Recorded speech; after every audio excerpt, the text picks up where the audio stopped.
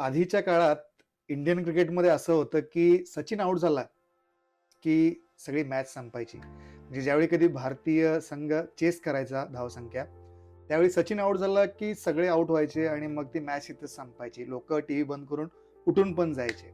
नंतर मग थोडा चेंज झाला भारतीय संघामध्ये आणि मग भारताकडे चांगले बॅट्समन्स आले. म्हणजे नंतर मग राहुल द्रविड, सौरव गांगुली आणि युवराज सिंग, मोहम्मद कैफ, धोनी हे सगळे ज्यावेळी आले, त्यानंतर मग थोडा पॅटर्न चेंज झाला. मग भारताकडे पण मिडल ऑर्डर एकदम स्ट्रॉंग झालं आणि त्यानंतर मग गोष्टी चेंज झाल्या. पण नंतर असं झालं, की कधीच भारताची टेल एंडर जी बॅटिंग होती ती कधीच सुधारली नाही.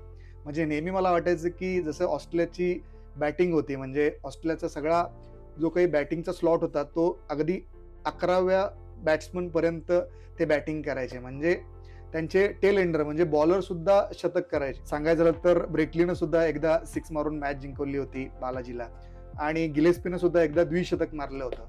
मला नेहमी वाटायचं की भारताकडे सुद्धा असे बॉलर असले पाहिजेत, जे शेवटी बॅटिंग केले पाहिजेत आणि अशीच मॅच एकदा वानखेडे स्टेडियमवर झाली. वानखेडे स्टेडियमवर ऑस्ट्रेलिया आणि इंडियाची मॅच होती आणि त्या मॅचमध्ये 193 रन्सवर भारतानं ऑस्ट्रेलियाला रोखलेलं होतं. त्यामध्ये मुरली कार्तिकनं 27 रन्समध्ये 6 विकेट घेतल्या होत्या, 3 ओव्हर मेडन टाकलेल्या होत्या आणि मग 193 रन्सचा ज्यावेळी पाठलाग करायला आपला भारतीय संघ मैदानात उतरला, त्यावेळी भारताची सुरुवात सुद्धा खूप खराब झाली आणि त्याच्यामध्ये सौरव गांगुली पहिल्यांदाच शून्यावर आउट झाला. त्याच्यानंतर मग सचिननं 21 रन्स बनवल्या, पण बाकीचे जे बॅट्समन होते ते धडाधड आउट झाले. त्याच्यामध्ये रॉबिन उथवा हा एकमेव बॅट्समन होता, त्यांना 47 रन्स त्या मॅचमध्ये बनवलेल्या होत्या.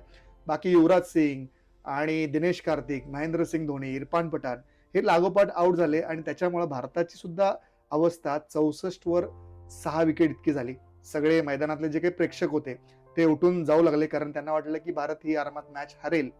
पण नंतर मात्र भारताचे जे काही टेल एंडर होते, जे बॉलर होते, त्यांनी ती मॅच जिंकून दिली आणि त्याच्यामध्ये हरभजन सिंगने 19 रन्स बनवल्या आणि त्यानंतर झहीर खान आणि मुरली कार्तिक या दोघांनी शेवटच्या विकेटसाठी म्हणजे 9व्या विकेटसाठी 52 रन्सची पार्टनरशिप केली आणि ती मॅच झहीर खानने 31 रन्स केल्या आणि मुरली कार्तिकने 21 रन्स केल्या आणि दोघांनी मिळून ती मॅच जिंकली होती. 46व्या ओव्हरमध्ये भारताला या दोघांनी मॅच जिंकून दिली आणि त्यावेळी पहिल्यांदा मला आनंद झाला होता की भारताचे बॉलर देखील बॅटिंग करू शकतात. मला ती मॅच अजूनही आठवते.